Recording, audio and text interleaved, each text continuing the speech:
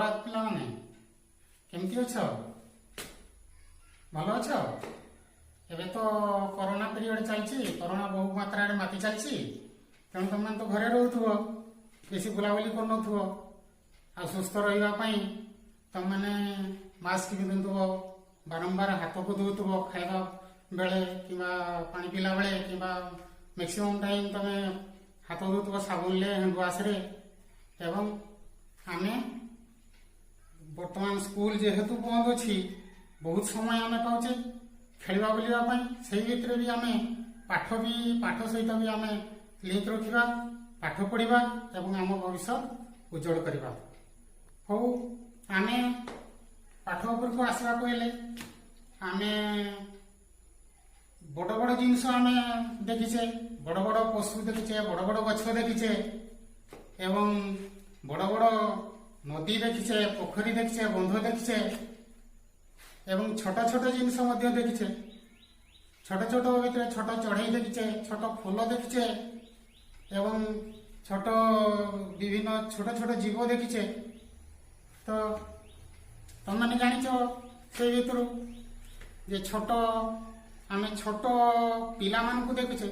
से छोट टिकी टिकी विषय आम गोटे कविता पढ़ा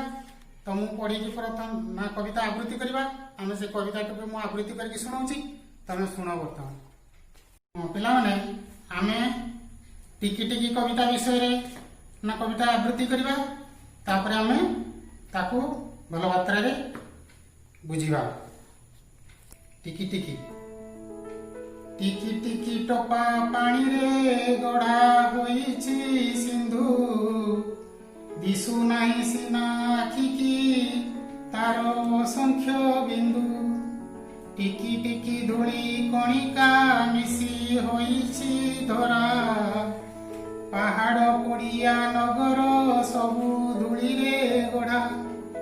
गोटी गोटी केते गछरे परा तियारी बन एते लोकहित साधुछि एते बांटुछि धन टिकी टिकी कोटी तारका फुटी गगने नीति रातिर अंधार विनाशी तोफा करंती खिति लबे लबे दया हृदय देई पारे जे नर से का बोलाए जगते दया नयंकर पदु पद कथा मधुर जेहु भाषई मुखे परकु अपना करी से बांधी पारई सुखे टिकी टिकी कार्ये सुगति जेबे देखाई पार तेबे सिना मोटे पिलाए जन्म करिबा सार। अच्छा पिला माने आमे कविताटी को आवृत्ति कले याकू भल स्वर दे आमे अभ्यास करबा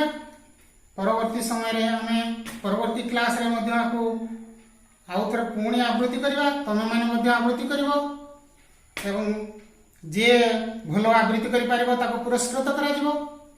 तापरे आमे ए विषय को भल भाबे कविताटी को बुझिबा